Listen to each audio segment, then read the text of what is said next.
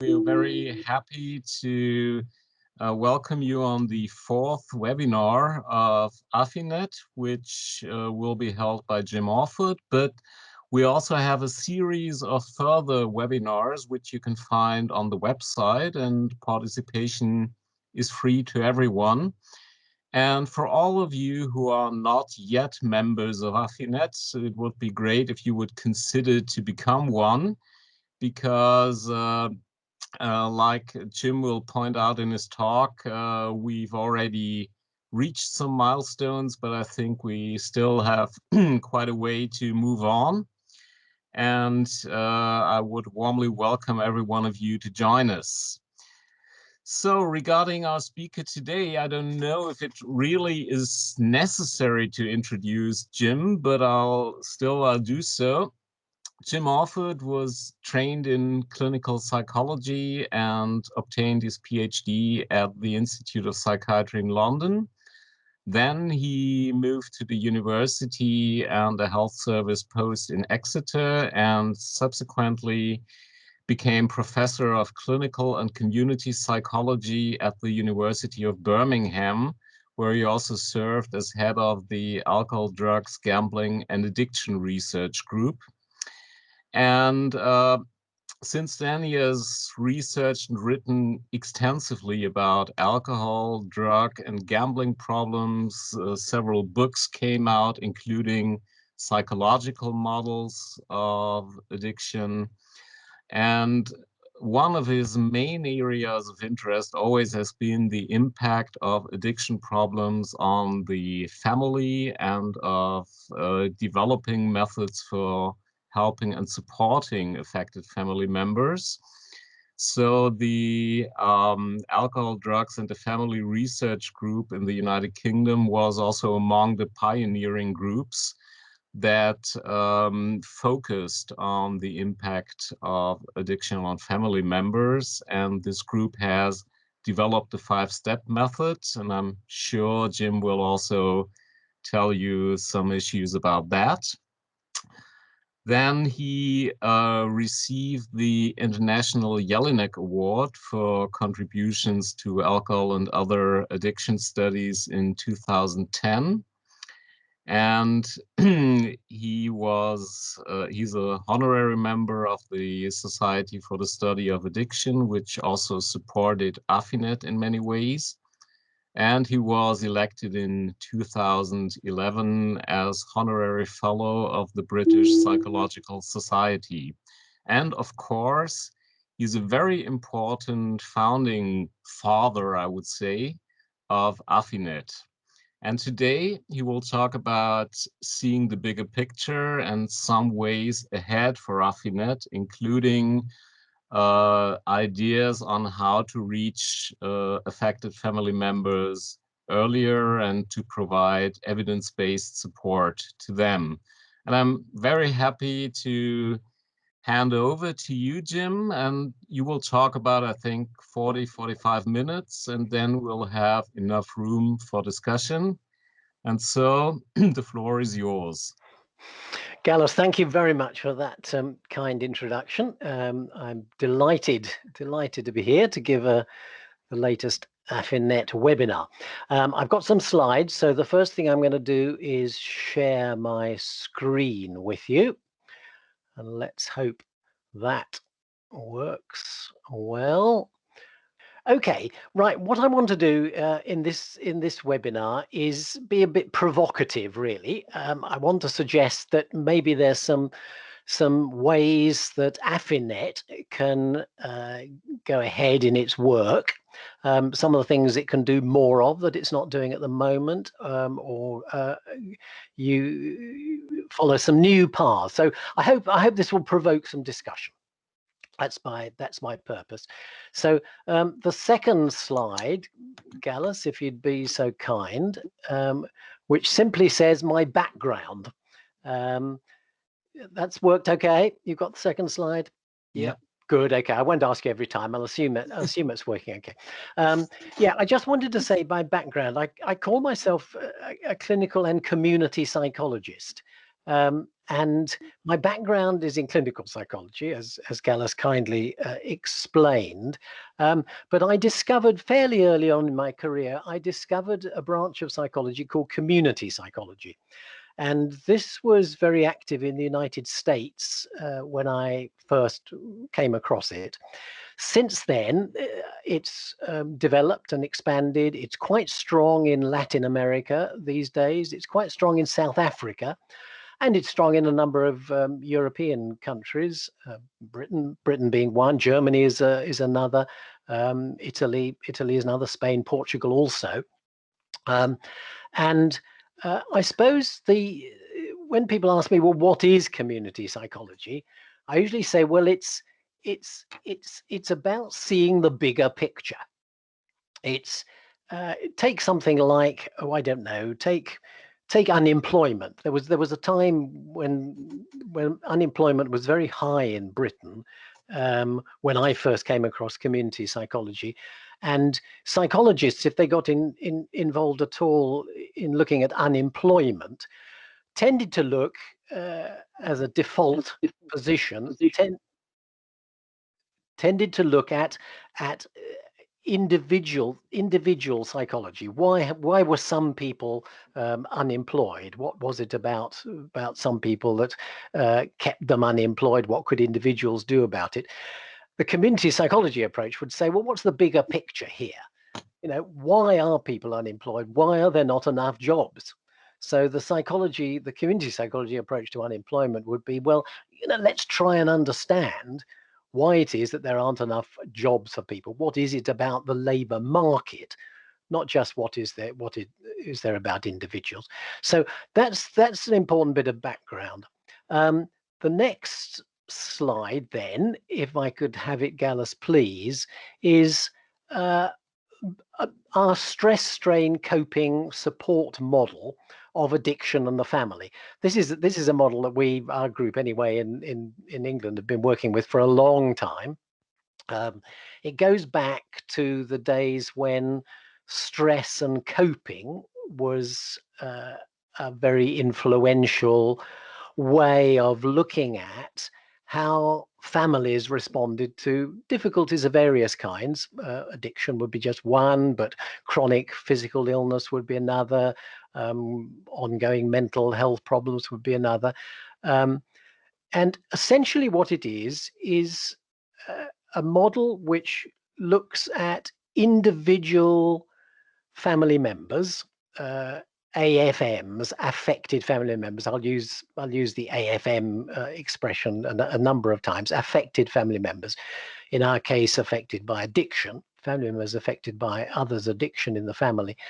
And so what it's doing is looking at the individual psychology, the discipline I'm coming from, the individual psychology of responding to stress in the family. So if you think of different levels of understanding, from a biological level to an individual psychological level to a family level to a group level to a community level to a societal level, what we're doing with the stress strain coping support model, I suppose you could say, is a one level, it's a one level up from an individual level. It's looking at individuals within the context of the family.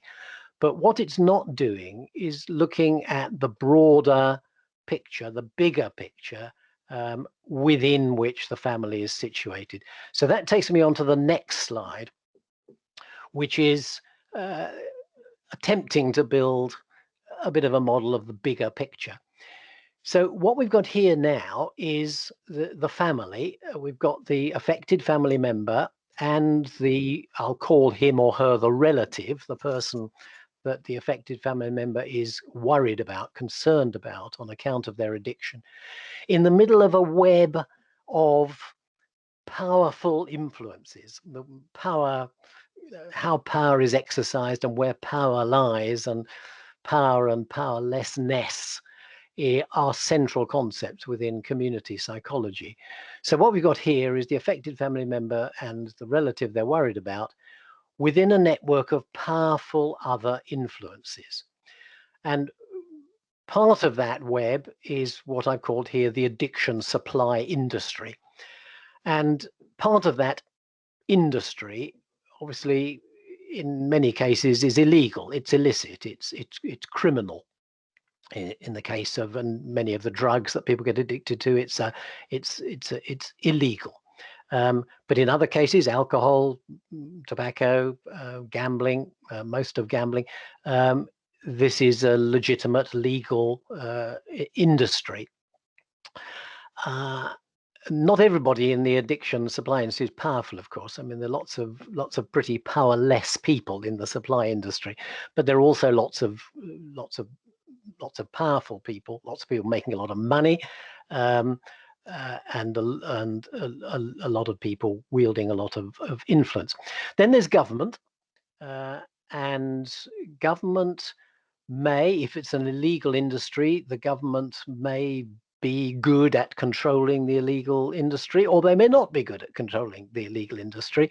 If it's a legal industry, then they may well be thoroughly complicit in the supply of the addiction products, the things to which people are becoming addicted to. The government may well be earning a lot of its income from the addiction supply.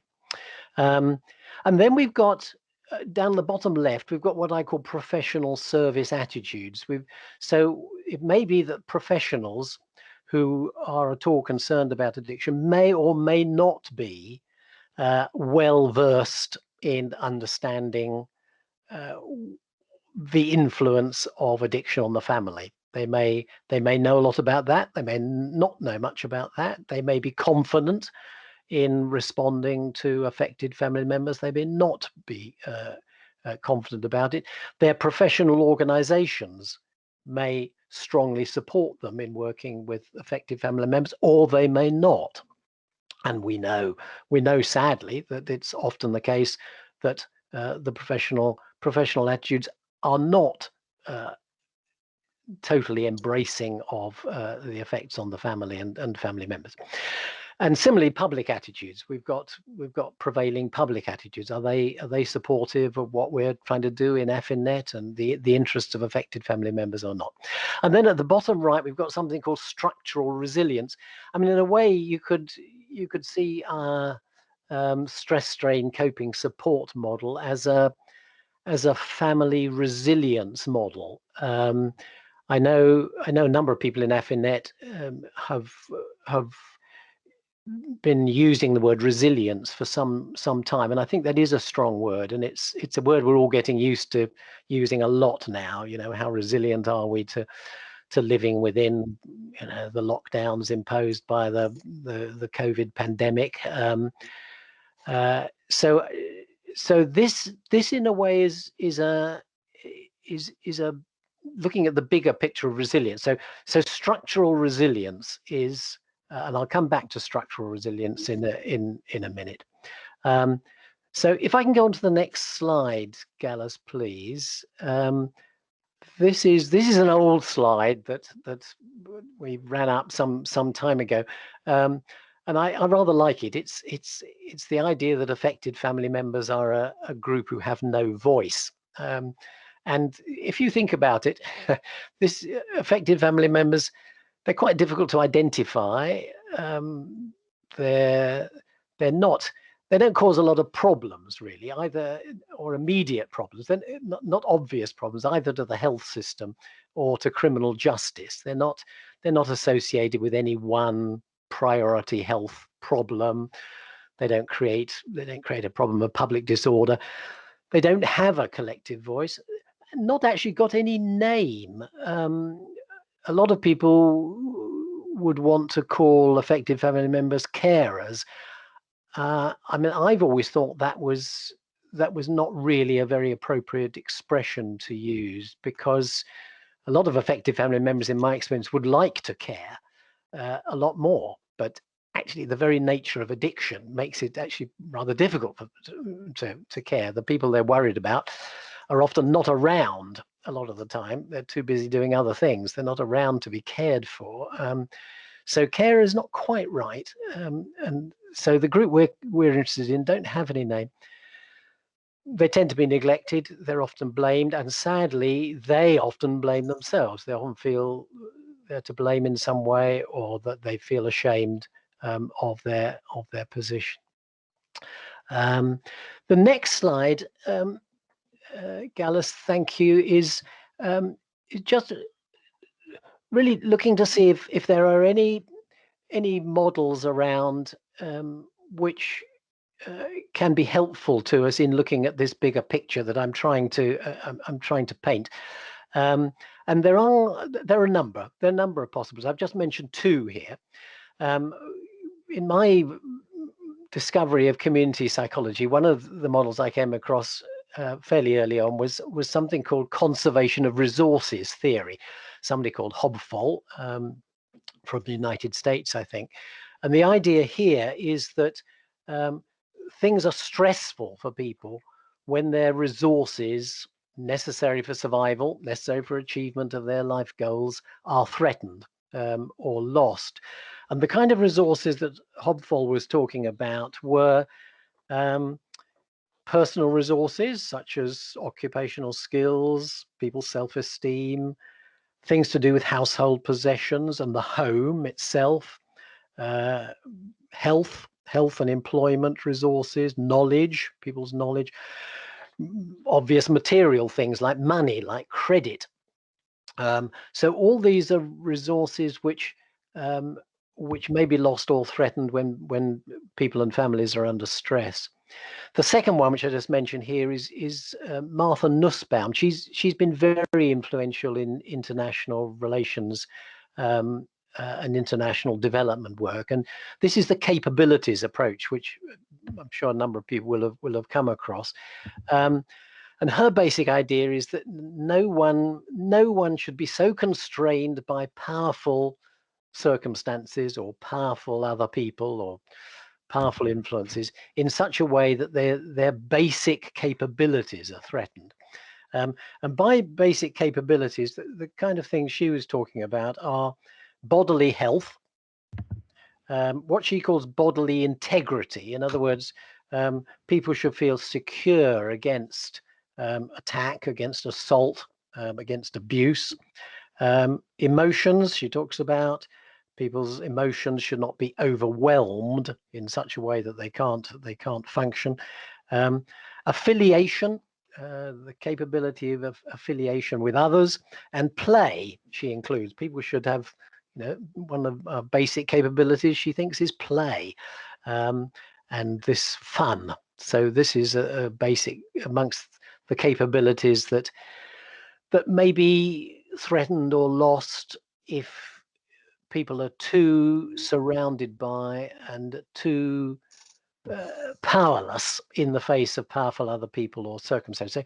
So I think you can see the relevance of these two. If you think of affected family members in the broader picture as people struggling to preserve their resources and whose personal capabilities may be threatened because they're subject to some of the stresses and strains of living closely with addiction.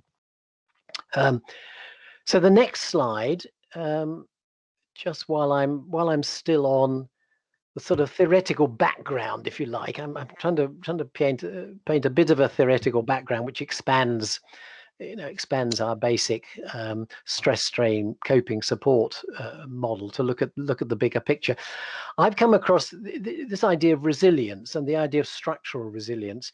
I came across this fairly recently, that it's right outside my normal field, but in international development work, there are a number of resilience measures, and this is one I came across. It's called Riemann, or the Resilience Index Measurement and Analysis, and it talks about people and families having 4 basic types of asset, if you like, which afford them resilience in the face of stressful difficulties. And the 4 types here are basic services. Does the household have access to public services, sanitation, electricity, school not too distant, hospital services not too distant from the family. Does it have assets, assets of wealth, of agricultural land? Does a household have social safety nets, a network upon which a household can call if they're faced with difficulties? This was actually, I should say this, I picked this up in the context of work that was being done, I think in the Democratic Republic of the Congo, as a matter of fact, and about drought, and how resilient would families be in the face of serious drought. So social safety nets, particularly important. What social support and access to other people, access to credit, access to transfers can one rely on if one is faced with that sort of traumatic set of stressful events. And then finally, adaptive capacity, a household's ability to adapt to a changing environment. Has it got education to fall back on? Are members of the household earning a salary? Do they have training that they can use, and so on? So that probably sort of completes the more theoretical background to what I want to say. So I do want to come on now to say to move on to really the more important stuff, I suppose, which is what does this have to say specifically about family members affected by addiction, and what can AFINet do to look at the broader picture. The next slide, I've just got a few slides where I'm looking at variations in the experience of being an addiction affected family member. And this slide just shows some of the cultural variations that we think we've seen in some of our work. And I'll go straight on to the next slide because I want to move on a bit quickly at this point. This is an old slide, modifiers of the core family member experience. We've really, throughout our work, we've stressed the fact that wherever you go in the world, you will find families affected by addiction.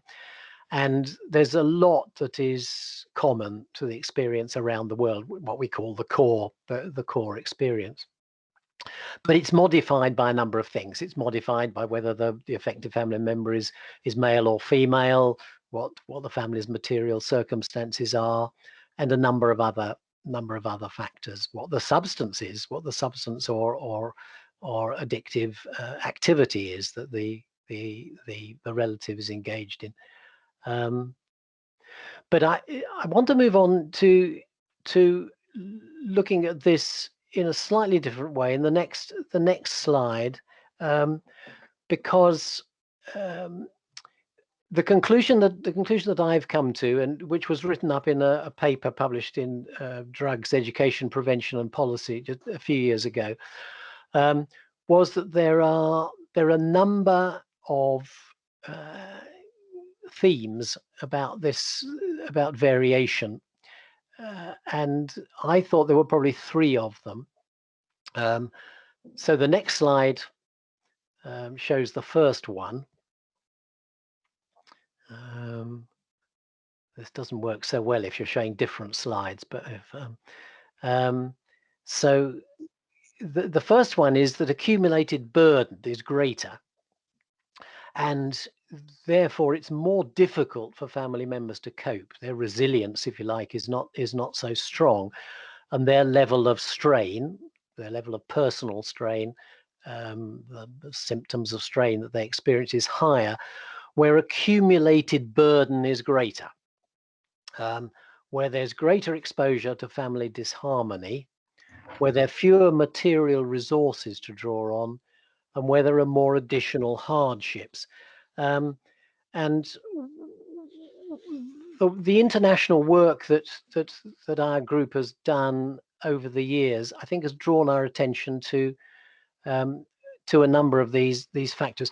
I suppose the first time this was absolutely apparent to me was when I went to Mexico. Gosh, over 30 years ago now, and I realized how important material circumstances were. And I want to make it clear that when I'm talking about this international work, I'm by no means implying that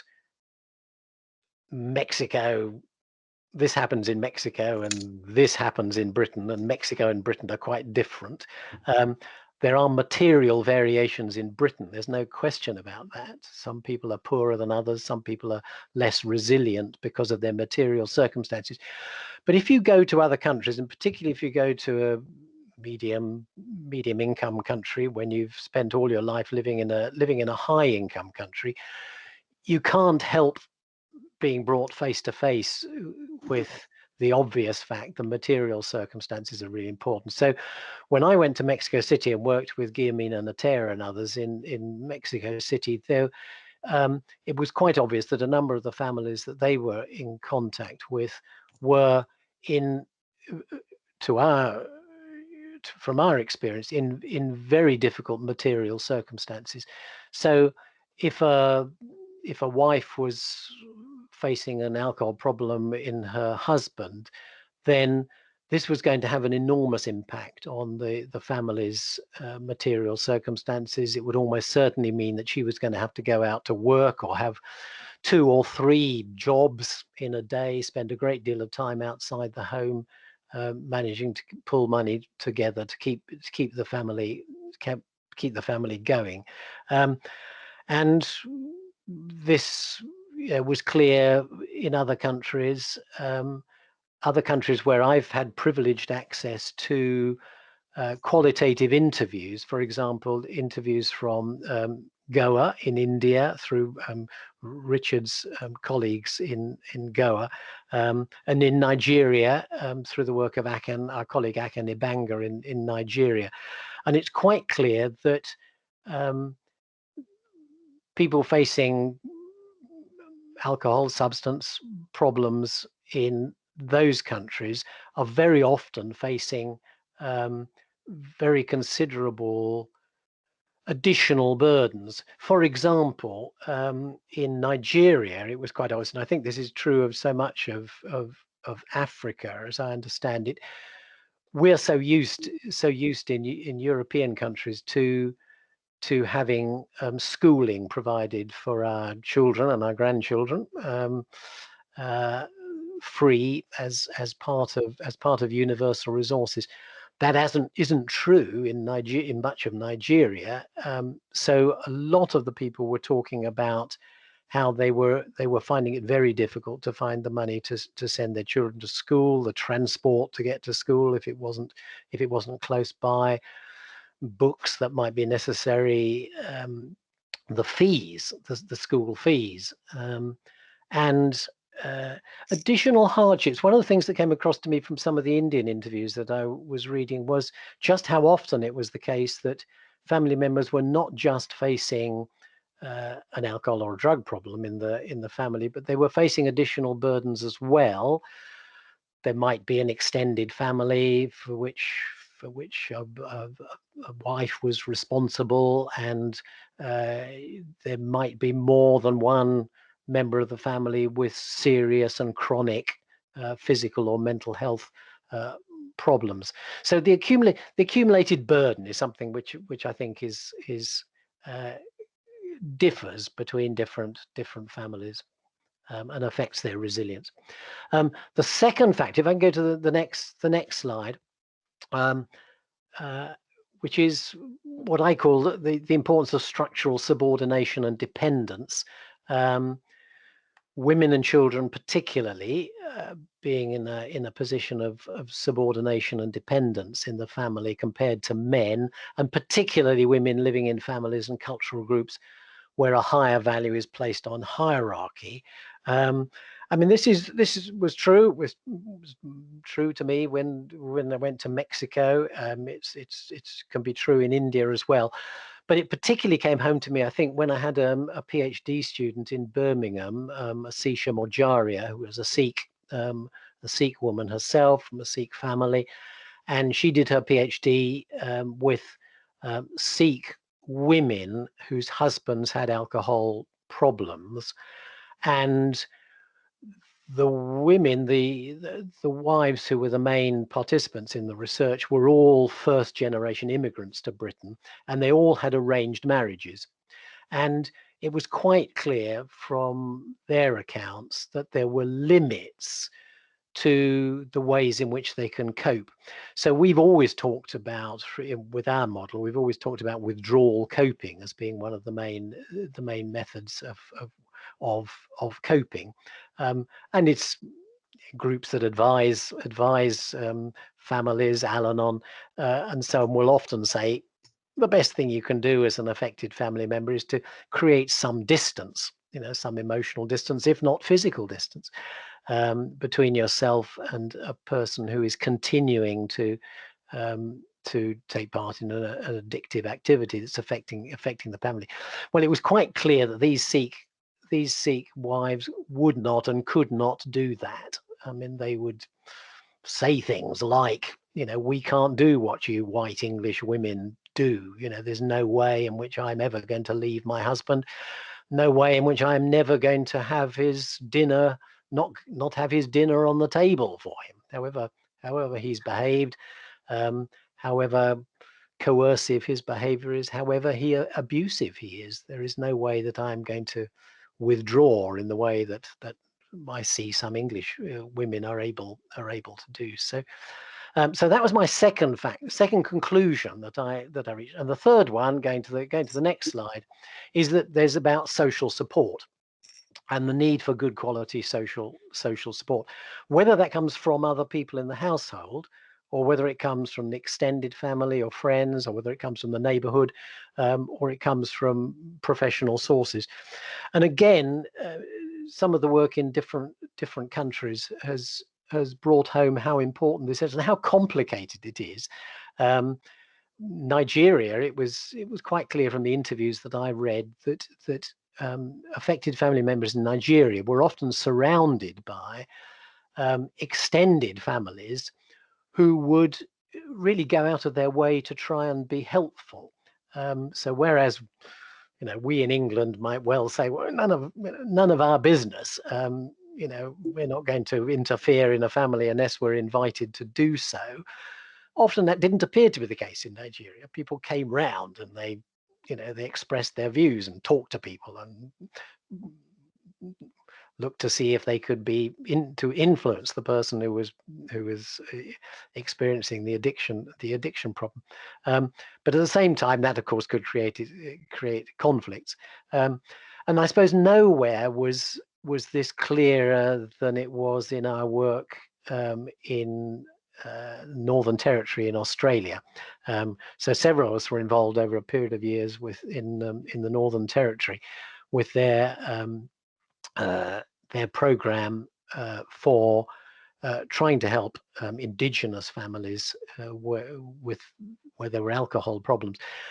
And it was quite clear here that alcohol problems were so endemic, I suppose, is a word that would probably be used. They were so common and such a community issue was this, that unlike in perhaps most European countries where it's first and foremost a private matter, this was a social and community problem. It was often played out in public.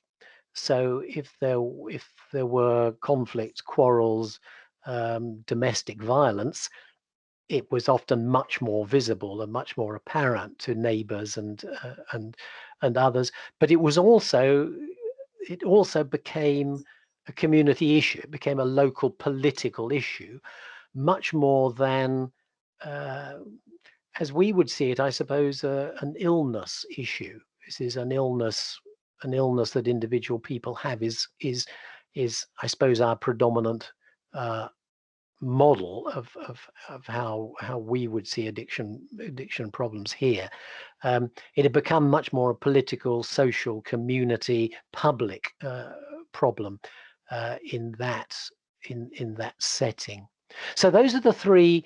Those are the conclusions that I came to on reviewing. I spent quite a bit of time sort of reviewing all the international work we'd done, some of the quantitative work we'd done as well in support. And those were the three conclusions that I came to. So that's part of the bigger, what I would call the bigger picture of that faces family members trying to be resilient. So next slide. So what does this say about what AFINet might be doing? And I reckon we've got two challenges which I'd like to draw attention to. One is how to reach more affected family members, and the second is how to help family members campaign for policy change. So let's just take the first one, how to reach more affected family members. The next slide, and again, this is an old slide because it doesn't actually include gambling at all, which I always try and include gambling in everything I do. And I realized we didn't include gambling when we made up this slide. The number of affected family members globally is enormous. I think these are World Health Organization estimates of a few years ago. 15 million people with drug use disorders, 76 million with alcohol use disorders. So nearly 100 million.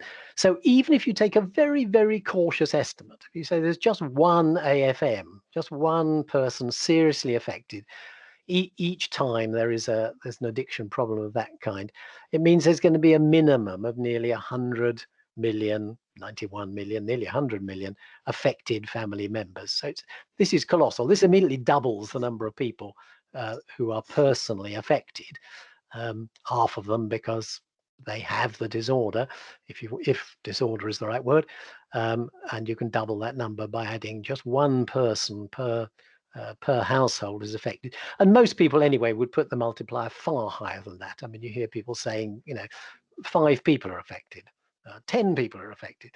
But even if you say 2 people are affected, then that's 200 million people worldwide. So this is a huge number, and we and the people, AFINet members and the people we're in touch with are not seeing more than a tiny minority of them. So the next slide, the first challenge, how are we going to reach people? And it seems to me there's several possibilities. One is, and I think we're probably doing the first one, trying to do the first one already. We should be changing personnel in specialist organizations to be more family focused. And I think we probably do a lot of that. And that in a way is I was going to say it's the most obvious hanging fruit. But it's not easy. I mean, those of us who spent many years trying to convince personnel in specialist organizations they should be more family focused know that this is by no means an easy business. But it's, in a way, it's the most obvious thing to do. But my argument is that we should be moving out from that. We should certainly be raising awareness in non-specialist organizations, because this is where most addiction problems present themselves, in social work, in primary health care, other frontline organizations, not specialists. Thirdly, we should be exploring new modes of communication, new ways of affecting people, new ways of contacting people and communicating with people. E-health, obviously, and now that COVID has got us all using electronic means of communication even more than we were doing already, this is so obvious, and I know a lot of people are doing this already, but I think really we should be doing much more of this. I was very taken, Minna, when you gave your presentation a couple of months ago, I think, and you were talking about some of the work that you were doing in Finland, and you were talking about some of the ways in which you contact children and families in your Fragile Childhood program. And I made a few notes at the time, and I looked back at these notes, and you were making a lot of use of posters. For example, you had some lovely posters. One of them was a monster poster presenting addiction, I think, and its effect on the family as a monster. And you said this would really help to get your message out more broadly to other people. You talked about comic books for children and young people. You talked about theatre collaborations, book reviews, music. So I just think we need to be more inventive about ways of contacting people. And I know, Ed, I know you're here, the work you're doing in Northern Ireland, finding new ways of communicating with teenagers, with young people who are affected in the family. So I think we should be doing much more of that, and I think we should be evaluating. I think we should be researching it to see what are the most effective ways of doing that, and going beyond the methods of counselling that that on the whole we fall back on at the moment. And then I think we should be trying to reach family members in low and medium income countries. AFINet is an international organisation, and we really should be reaching out to other countries around the world, and in rural areas in all countries, difficult to reach affected family members. We should be doing more of that, and lastly, we should be reaching family members at an earlier stage in their relatives' addiction. I was always very taken. One of our bits of work that we did using the 5-step method and social network therapy some years ago, and I remember somebody saying to us in the debriefing we did at the end, well, yeah, fine, really useful. I just wish I'd had it earlier. So I think we should be doing more of that as well. I'm going to go over this very quickly because I think time is pressing, and if I can just run through the next few slides very quickly. I do think we've got messages. I do think we've got messages that can be conveyed to family members at an early stage. And these are some of them. It's just the next 3, 4, 5, maybe 6 slides. One that finishes, make use of available personnel, is the bottom one. So I do think we've got messages for family members at an early stage, and I think we should be exploring doing that. The next slide, just to say that I also think we should be exploring beyond the immediate family.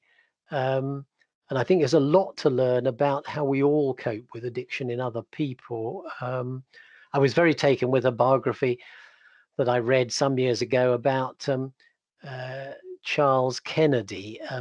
That name won't mean anything to people probably outside the United Kingdom, but Charles Kennedy was head of the Liberal Democrat Party some years ago, and he had a serious drinking problem.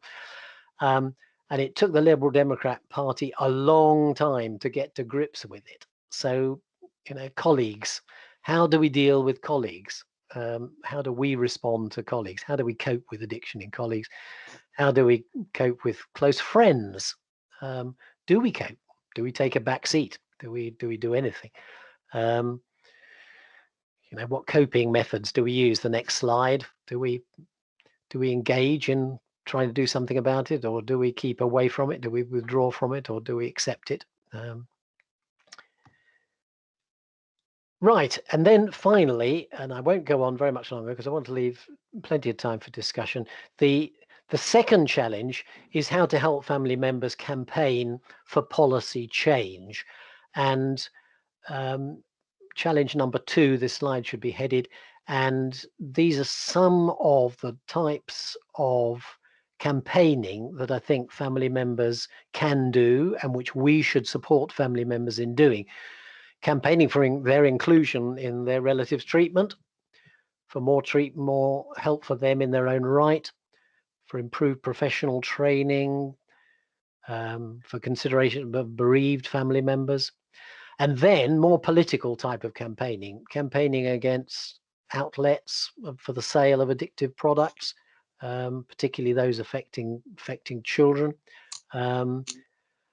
Greater awareness amongst our legislators and our politicians about national policy and its importance. In a way, I've got another diagram here, and this is a community psychology model. It's what if one's getting family members, supporting family members in campaigning. In a way, what one is doing is moving people through these stages. If you, when the family members that we're concerned with are the participants in therapy or counseling, that's one relationship. When people are in groups, then that's something a bit different, because people then have common interests. It's not just a relationship between us as a counselor or a therapist and the affected family member. They're people with common interests. But the logical next step is to move people forward and to help people move forward into a social action stage at which they're acting as citizens and campaigning for change. So it's sometimes called the psychotherapy to social action model. We've a long way to go in getting the powers that be to recognize the importance of affected family members. Some of you will remember that we did an AFINet project looking at government documents about alcohol policy, drug policy, some about gambling policy. 8 countries took part.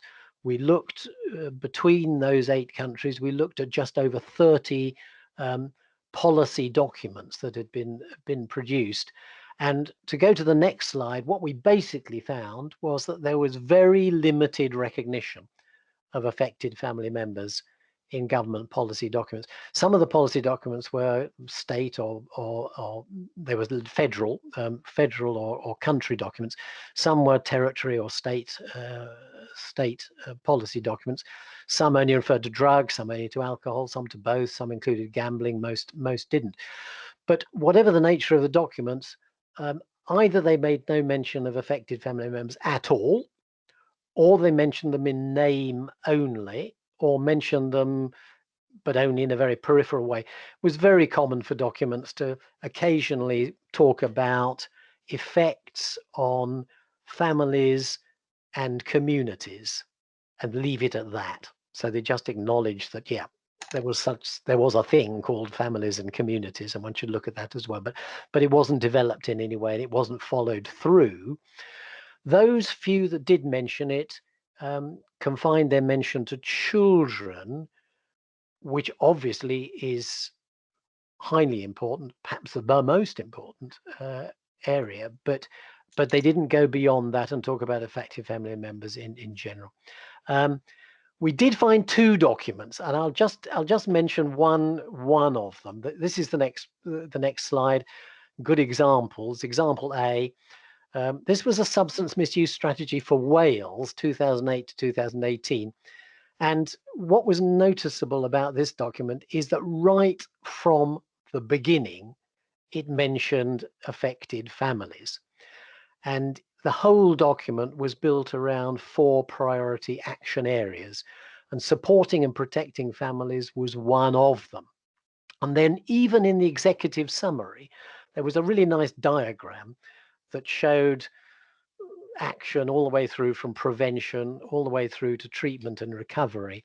And the diagram showed very clearly that at every stage, support for families and carers, as they called them, was a main element of relevance, all points along this continuum. So right from the outset, you were left in no doubt that family members were going to be highly important, a central element in this document. Now, this is very rare. There are very few policy documents around the world involving addictive substances and the effects of them and addictions that do that. It was inclusive. It included adults, and harm was a central idea. That's quite interesting. It makes me think that AFINet, of course, starts with the word addiction. So we're very tied in to the idea of addiction. And I'm quite interested in that because I'm very taken up just at the moment with giving evidence to the British government's consultation on gambling. They're looking at the legislation, the 2005 Gambling Act, and they know it's not fit for purpose at the moment, and they've asked for evidence. So I'm spending a lot of time looking at that at the moment. And in the context of that, the word addiction has become a little bit of a dirty word in the gambling field in Britain, because it's seen as being a word that is used by the gambling industry to support their central idea that only a small number of people are harmed by gambling. So a lot of people in the public health field in gambling in Britain are now trying to get away from the word addiction and towards the word harm. So that is really just something for us in AFINet to think about. I'm not going to dwell on the next slide. The next slide was about another document. Actually, it's an Irish one, very much influenced by us, actually, and our work. But I don't have time really to talk about that. But that's also a very good document. But let me go straight on to the next one, which is some examples that I've come across of collective action by affected family members. Mothers Against Drunk Driving in the USA. One I came across in Bristol, a local. There must be many of these local organizations where families are quite prominent. There was this one in Bristol in England some years ago. Whether it's still active, I don't know. Came across one in the Northern Territory in Australia called Grog War. One in the Pacific that there's been a book written about. Ireland, Family Support Network, which has used the 5-step method, and which we've been closely, Richard and others have been very closely involved with in Ireland.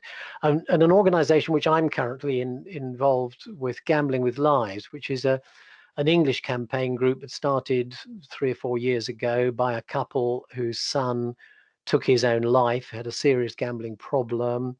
He relapsed in gambling. And he committed suicide, and they've got in touch with other families that have had the same experience, nearly all young men in their 20s have taken their lives. They've had gambling problems.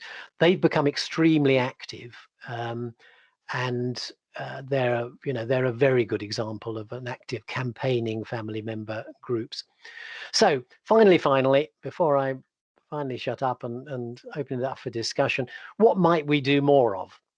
I think we should work, is the next slide. I think we should work with non-specialist organizations. I think we should explore new modes of communication. I think we should work with those in low and medium income countries and rural areas. And I think we should explore ways of reaching family members at an earlier stage.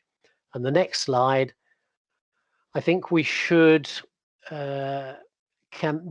support family members in campaigning for these various things. And the last thing I finish up with here is we should join with affected family member experts by experience. This is an expression which I've learned in recent times. I think it's becoming a very common expression, experts by experience. So certainly Gambling with Lives, the group I'm in contact with, is very strong on this. They've certainly influenced the gambling, the gambling establishment, who are now talking about experts by experience. So that makes, one of my suggestions would be that we do open up membership of AFINet to family members who are campaigning or who have a serious intention of campaigning on behalf of the rights of affected family members for some of these things on this slide. We've generally said in AFINet that we are not a family member organization, because there are other organizations who do that. We are principally an organization for researchers, for professionals, for people who want to be supported in doing their work with or on behalf of addiction affected family members. But one of my suggestions is that we should open up membership to affected family members who are campaigning. And my final slide is just some references for those who are interested. Martha Nussbaum is there, the Hobfall reference, and a few of my own references there. So I've probably gone on too long. We did start a little bit late because of the hiatus, for which I apologize again about the slides. But I'm very interested to hear what you think about this, and whether you are provoked by it. Thank you very much.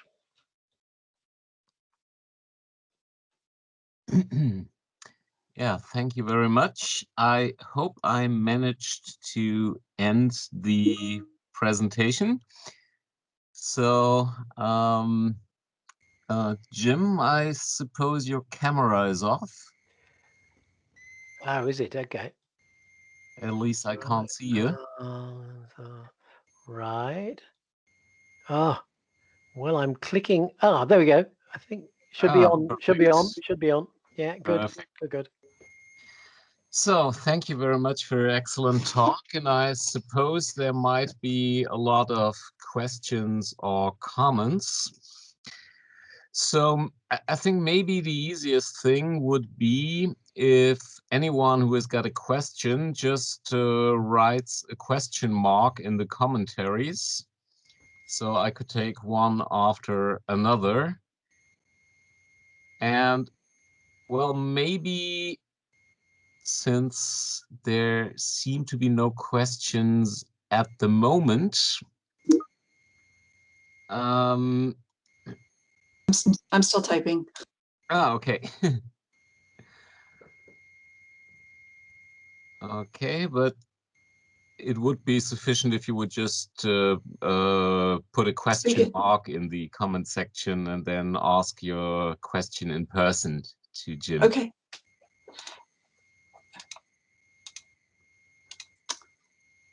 Jim, question I have for you.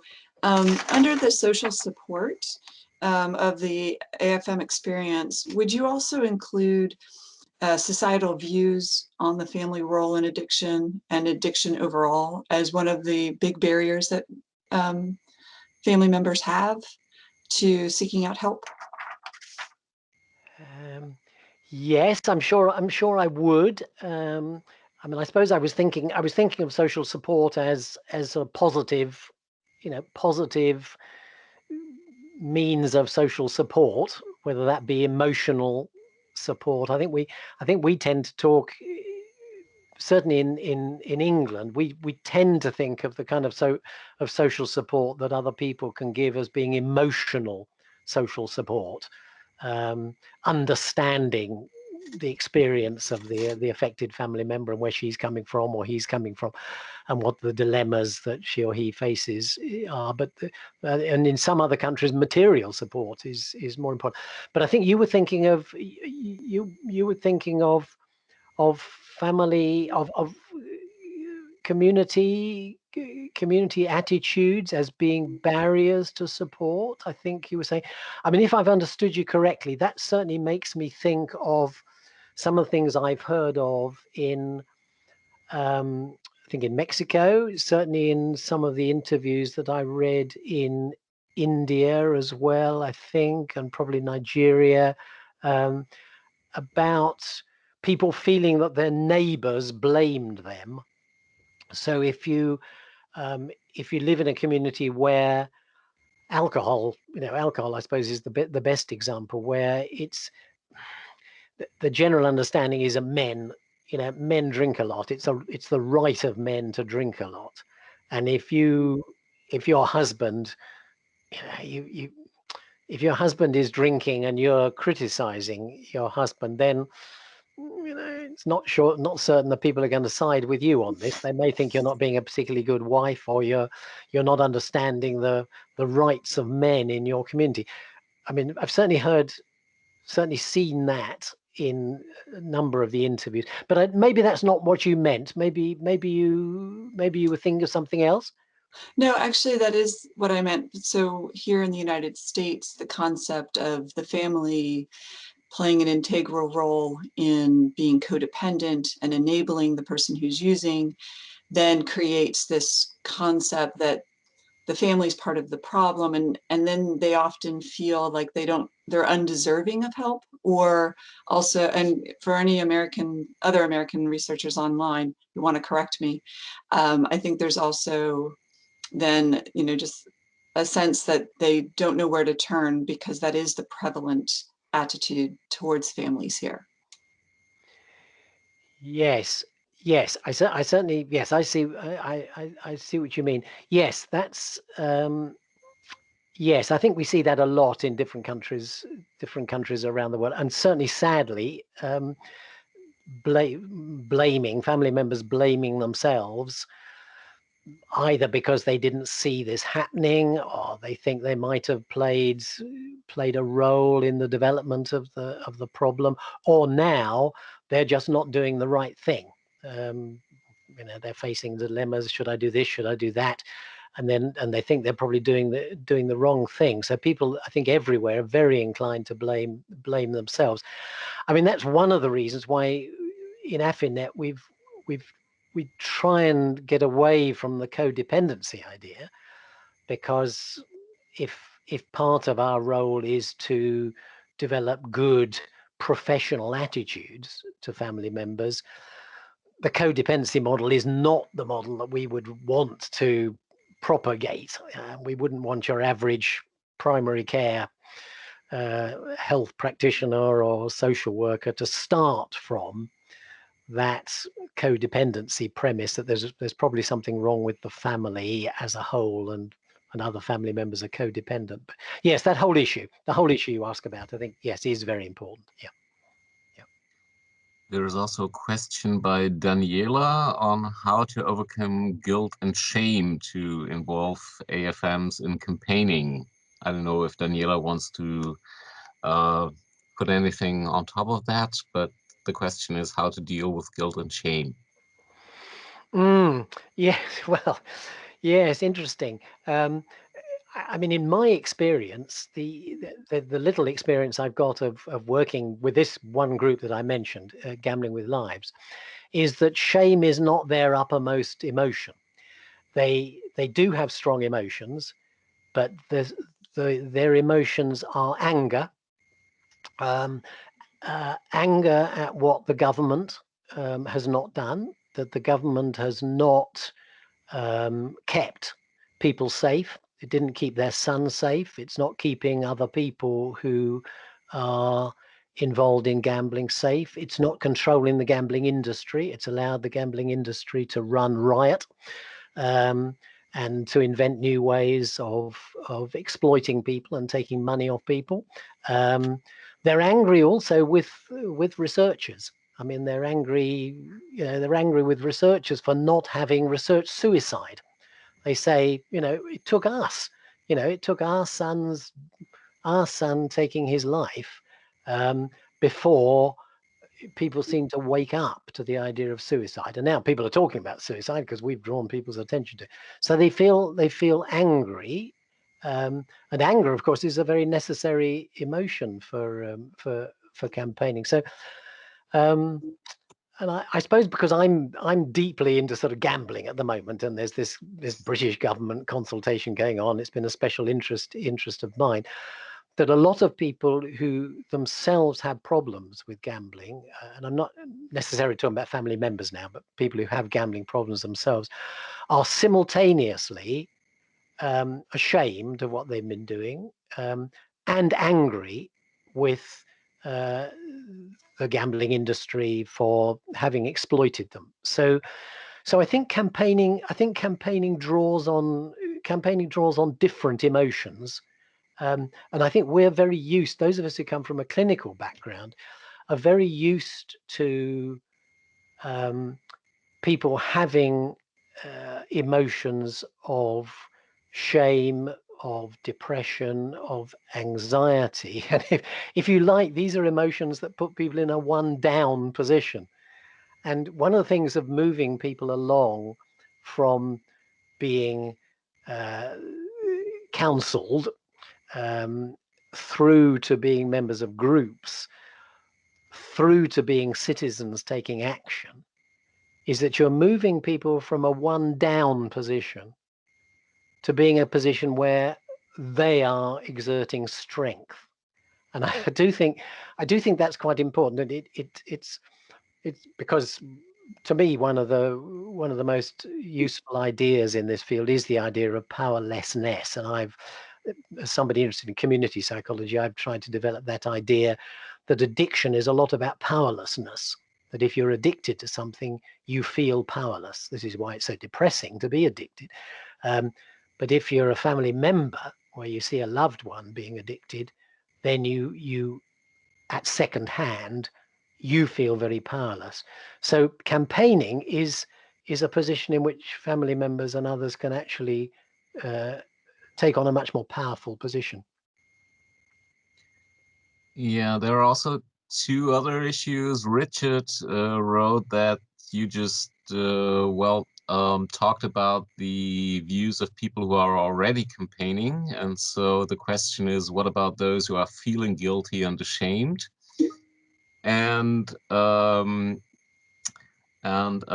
Ed also said that the experience in Ireland is that one important question is how to draw attention to the need of how to move AFMs toward interest, desire to support, toward action, and that community champions with a voice is how things moved in Ireland. I don't know if Richard or Ed, you want to add anything.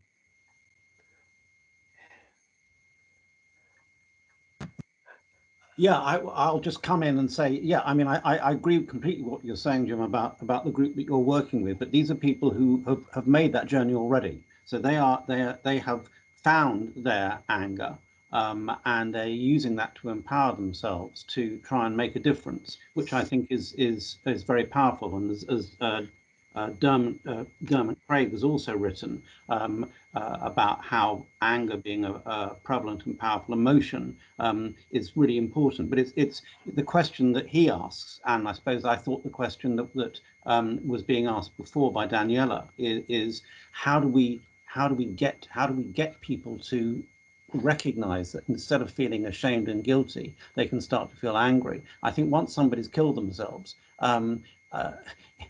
that people are in a different space, but while they're in the space of trying to think about their loved one, or maybe not so loved anymore, but certainly their relative, can they get motivated to seek treatment? Can they get treatment? Can we be involved in their treatment at all? Where have we gone wrong? People are feeling all these emotions, and how do we? I totally support the idea that we need to move away from simply thinking about counseling people to feel a bit better about themselves, although there's a need for that as well. But how do we help people move towards this taking action? But the big question, I suppose, is how do you do that? So I think Ed's point about community champions was very helpful, because I think that's one of the reasons why Ireland has been very successful, because Sadie Grace and others who decided to take action because they got very angry about what was happening in their community in Dublin, that led to a major force which is still going strong now. Yes, I think those are very good points. I absolutely agree. But I suppose that if we think that part of AFINet's role is to encourage campaigning of the various kinds that I was listing, then I think we would try and find ways of doing it. For example, we might well encourage family members where the person they're concerned about in their family is now in recovery or has recovered, to then take up the cause, as indeed people, some people do. But we could encourage people to become champions. And the other way, I suppose, that I'm thinking we might do it is to not think that people right in the midst of problems are suddenly going to drop everything and go on campaigning marches, or spend their time responding to government consultations. But they might be interested in having their say about the degree to which and the way in which affected family members could be involved in their relatives' treatment, for one thing, because I think many people's experience as a family member is that they're either not asked their opinion at all, or if they are asked their opinion, they're asked once, and then they don't, and they hang back. And so, family members need encouragement to be involved. And if we thought this line that I've been pursuing this afternoon, if we agree that's important, then I think there are ways we could begin to do it. And I don't think we do it. And I don't think those of us who come from a clinical background, we don't do it. That's not, we don't think, in fact, I was taught as a clinical psychologist really that, politics wasn't one's business. You stayed out of politics if you possibly could. You were an applied scientist, if anything. So you certainly weren't a politician. So I think those of us coming from a purely clinical background, we're not interested in the campaigning. In fact, the things we do actually perhaps stop people campaigning. I think naturally a lot of people would like to campaign much more. There's also quite a lot going on in the chat, and I would just throw in one question from Dermot Craig, who wrote, "I like how you refer to anger being a prevalent and powerful." Well, no, it happened. I like how you refer to anger being a prevalent and powerful emotion. Is there not ways to channel this felt anger and systems and public structures to inflame proactive campaigns? So question number one. And the second, which I think from Steve McConaughey, which puts even the bigger picture to what you've been talking about, is there not a need to support families and communities develop an understanding that addiction is a symptomatic response to dislocation and therefore require more than just regulating industries, but may also require cultural and societal reflection on what actually dislocates people and leaves them vulnerable in the first place? Right. Okay. Just a few small questions there. Okay. Yeah, I've got the second one firmly planted in my mind now. Just give me a cue as to what the first. Oh, how do we use? Yes, how does one harness anger, Yeah. as it were? Well, I don't know. I certainly don't have the answer to that. I think what I would like AFINet to do is to really consider whether it wants to do that or not, because I think actually from the professional and disciplinary bases from which many of us are coming, we don't necessarily want to do that, or we don't necessarily train to do that. In fact, I think in therapy work, it's often, and in self-help groups that are interested in recovery, people being angry about the way the world is, anger about the alcohol industry, for example, is not encouraged. So I think the very first thing we should do is say, yeah, is this something we're at all interested in? Are we? I mean, I like Ed's idea of champions, the Irish idea of champions. I think that's one, that's one way forward. But I think certainly one of the things we could be doing is looking out for all the time. If only one person in 10, if only one affected family member in 10 that we come across in our clinical work, research, counseling, whatever it is interested in moving on to that third phase of being a citizen campaigner or citizen activist. If only one person in 10 is interested, then that's a huge number of people. But I'm not sure we encourage it. And I think that's the first thing we should do, is encourage it. And then the second question, this big question is there a bigger, picture here, which is that, why does addiction happen at all? Why do we have so much addiction? Is it because of dislocation? Is it because of inequality in society? Is it because of structural, bigger structural factors in society? Well, yes. that's it obviously is related to things like that. And again, that's something you see if you go to other places. I've been very struck in the bits of international work that I've done that there are things that do actually go on in your own country, but you've got to go to another country to actually see them in stark relief. So you go to Aboriginal communities in the Northern Territory, and you can't escape the fact that there are structural factors in Australia that impact upon Indigenous Australian people that must in some way be related to the endemic excessive drinking that goes on in those communities. Drug problems, high prevalence in poorer areas in European countries. Again, clearly related to deprivation and discrimination and cultural, racial differences and so on. Yes, yeah, big question. Not sure I can go further than that, really. I also see that Ed has raised his hand, so maybe you could ask your question. I'll lower it. Yeah, Jim, excellent presentation. Really thought-provoking. And am I muted? I hope not. No, you're not muted. No. Okay, no. Good. Hey, Jim, as you're talking, five-step has been, and I can't say enough about how we support families in their own right. And maybe, the ways of involving family members, either it's supporting their own right, whether it's helping their family members get into treatment, because how we link craft. And I know, Gals, I missed your presentation, but I know you were interested in how those two ways of working, linked together. But also explore models of involving family members in treatment that's palatable. I probably spelled that wrong, but palatable to the treatment world.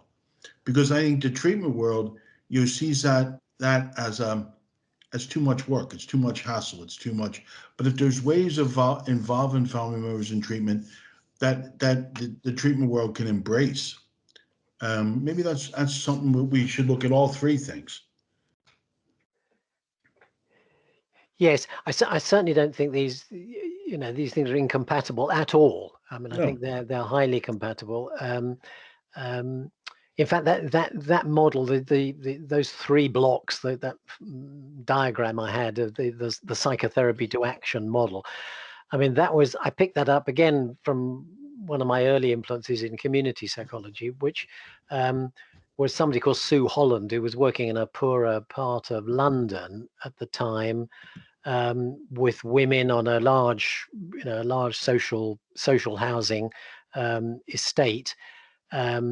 And she was working largely with women who were depressed, and she moved, a minority of women she was working with wanted to move on to a group model. And once they were in a group together, a minority of them wanted to move on to be much more campaigning, for example, about better primary health care. They weren't, they weren't in the first instance campaigning about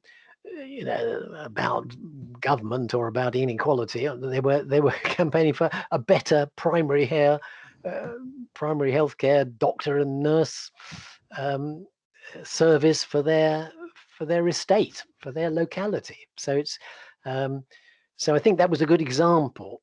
That was a good example of people moving through stages, and only a minority of people moving through. Only a minority of people wanting to be active in that way. Okay, now I see there are at least two other hands. One is Richard, the other is, I just saw it, but Akan Manga. Yep. Yeah. So unmute yourself. Yeah, thanks, Jim, for that. I must apologize because I came in a bit late in this. But in listening to some of the tail end of it and some of the comments, one of the things that I'm thinking of that we need to keep in mind is the lower income countries, the middle and lower income countries, because the health structure is a bit different, where people are paying out of pocket for treatment. And that means government is not interested and does not have anything to do, first of all, with drug users. It has barely minimal, not to talk of then extending anything to family members. So, of course, the approach to campaigning, the approach to making that awareness more vivid needs to take a totally different perspective in doing that. So that's something we need to think about in terms of how that can be done in situations where the government is not the one that dictates what happens at that level. The other thing I've been thinking about, which is with the 5-step itself. Once you've used that to interact with a family member, it is almost assumed that the therapeutic process is finished or through. What happens a few years down the line when the client relapses and he finds himself back again into the cycle? Do we have anything in mind in terms of the 5-step that, actually can then be used for this family member who, quote unquote, is also in recovery as a result of the drug use? Yes, Akan, very good to hear your voice. I can't see you, but I can hear your voice, and that's very good. Akan, we've worked close together. Akan's worked with our group in Birmingham and is now in Nigeria doing good work there. And I mentioned Nigeria earlier, Akan, when I was talking about some of the international influences, on my thinking about this around the world. So very good to see you. Yes, absolutely. I mean, I think AFINet is an international organization, and I think we've been. I think I'm delighted about how successful AFINet has been in recruiting members. I don't know the number of countries. I think we're up to certainly over 20 countries around the world are now represented in the membership, and over I think 33, Jim, over 33. Over 30 now. Oh yes. Sorry, I'm behind. I'm well behind the times on that. 33, and all the continents, all the regions of the world are represented in our membership, and so. And I think it's we've always said right from the beginning that we don't want to be Europe and North America dominated. We really want to be thoroughly engaged with low and medium income countries. And the conference, the first conference we had, which was in England, but three years ago now, was very well represented by people from a number of countries from around the world. People coming to the webinars have been from all sorts of countries and so on. But I absolutely agree with you, Akan. We need to do more, and I think we need your help. And I've always thought that we should be more engaged with the World Health Organization. I think a number of us have made a few attempts to engage with the World Health Organization, but we don't seem to have consistent engagement with WHO, and I think we should. But I think what you say is really important, because I think not only because it's part of our mission is to be international and spread things around the world, but we have an enormous, those who come from the European background, for example, have an enormous amount to learn from around the world about what works in different parts of the world, what the experiences are of family members in different parts of the world. So I think absolutely we need your help, Akan. Don't see you often enough, Akan. I see you see you from time to time here. We need to engage more with you and to learn more about what we should be doing. And your other point about relapse, I think that's a sort of detailed question, I think, and I'll probably pass it over for reference to the 5-step, people who are the 5-step experts about recovery. But as we know, I mean, I was always taught that if addiction is a disease, it's a relapsing disease. And, out of every 100 people who make an attempt to do something about it, the majority will be relapsing at some stage in the near or not so near future. So, of course, of course, allowing for relapse and coming back into things and taking up the journey again is absolutely vital.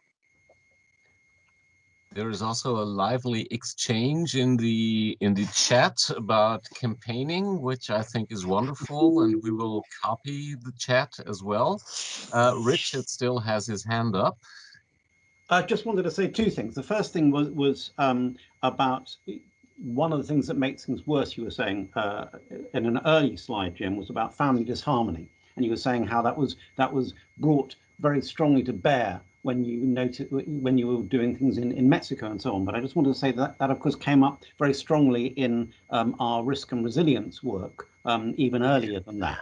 And that one of the probably the most important thing about looking at resilience in young people and children and young people was the extent to which there was a lack of family disharmony. Family disharmony meant that resilience was much less likely, and that was a very, very important finding, I think, at that time. And it's interesting that it's come up and continues to come up so often as something that makes things really a lot worse and is a much greater burden.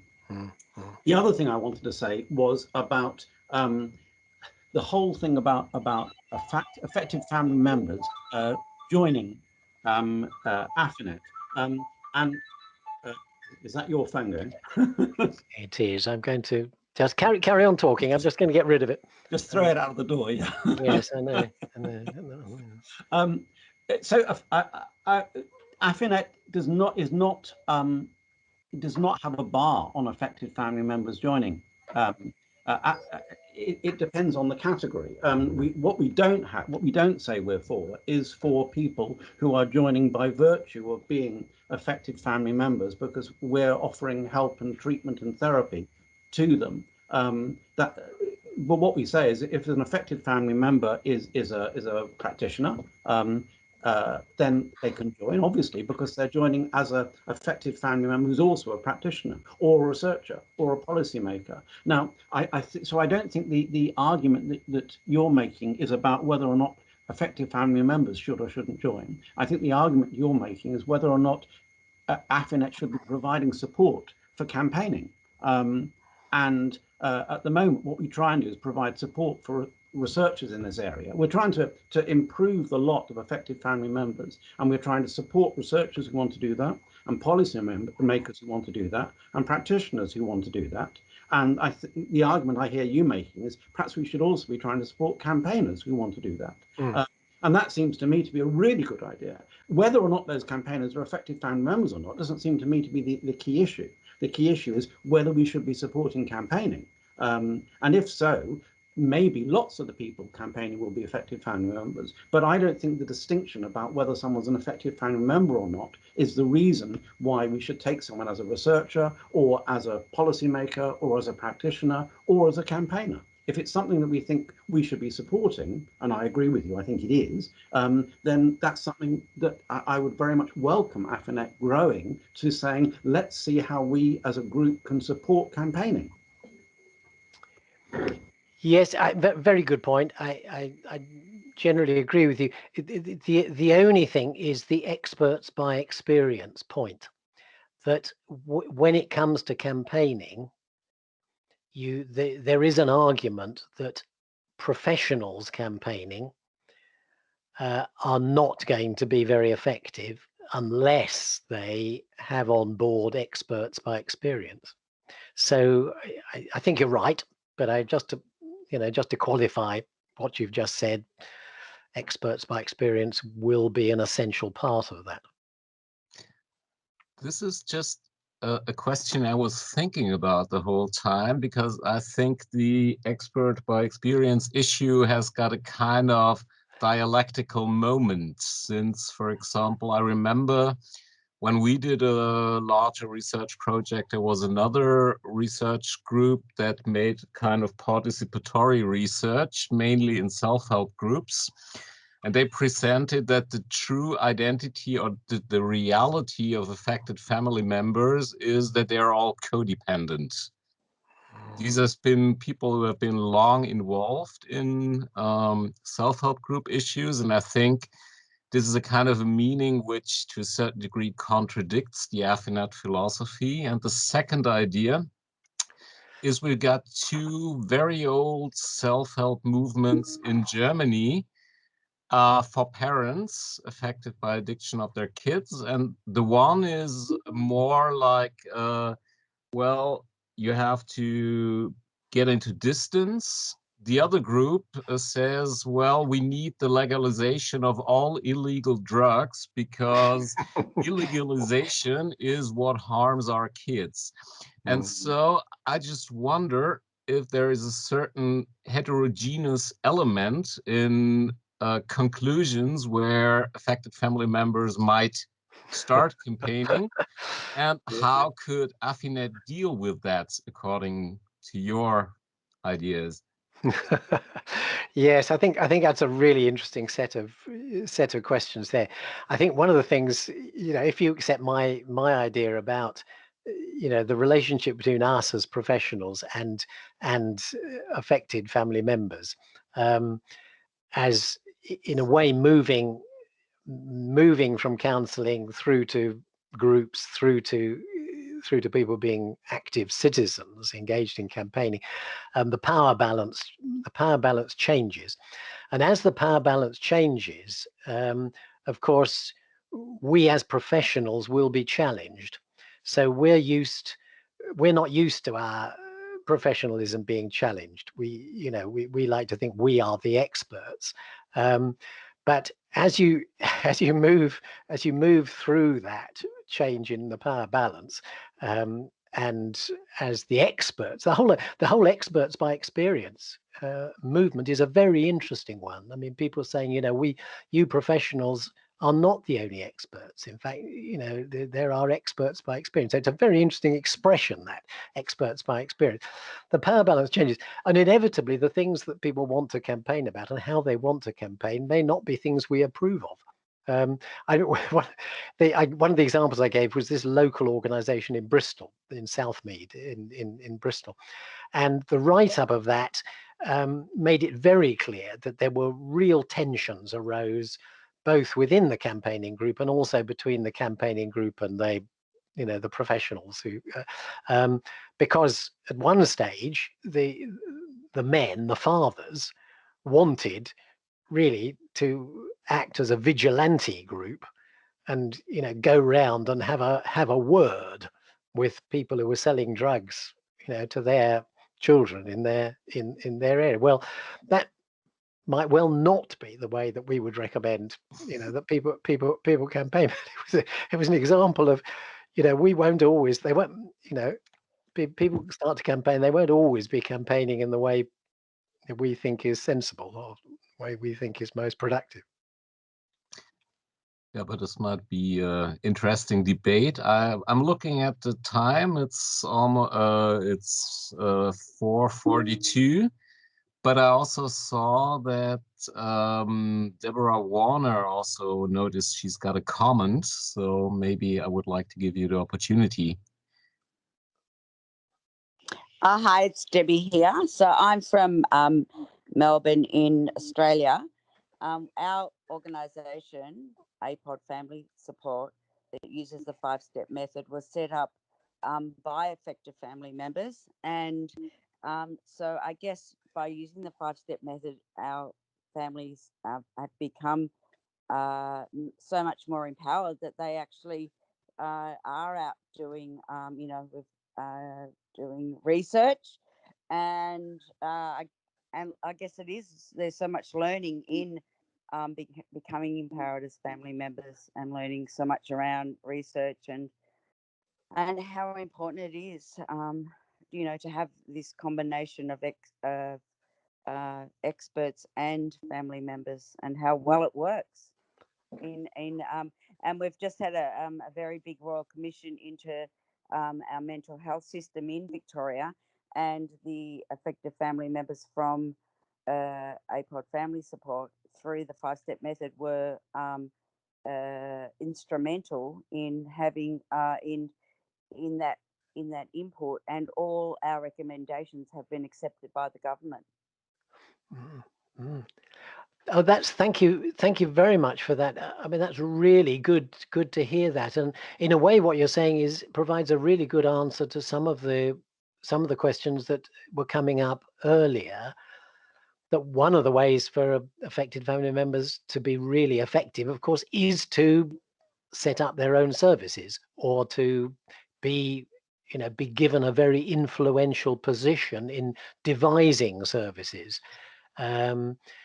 So that's really good news. I'm really pleased to hear that. Thank you very much for mentioning that. Sounds really interesting. And Melbourne, lovely to hear from you from Melbourne. I've got friends in Melbourne. So what time is it in Melbourne? Pardon? What time is it in Melbourne? 3 o'clock in the morning. Oh dear. Oh my goodness me. You have stayed up till 3 in the morning to hear Jim's webinar. That's stunning of you, Anne. Well, your all AFINet have been instrumental in all our work. Oh, fantastic. Oh, it's really good. Yeah, that's great. Really... It's great to have you at the conference 2 years ago. So it was lovely to meet you then. Lovely to hear you again now. Yes, thank you very much for that. I mean that's really such good news. I mean, it's interesting. People have picked up the campaigning thing, particularly from what I've said. So I've obviously been successful in my mission to provoke this afternoon, but there's quite a lot of other things I mentioned as well. I mean, the campaigning wasn't the only thing.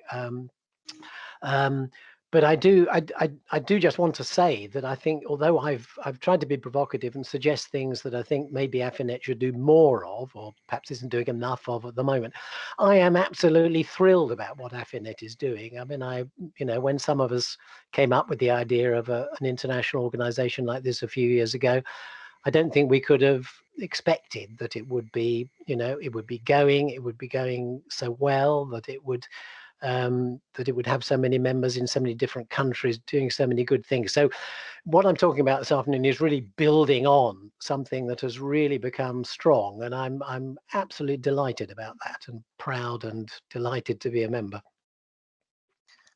Wonderful. I think looking at the time now, it's almost 4:45, and there, like I said, there's been a great debate also in the chat and many good ideas, and we'll all document them.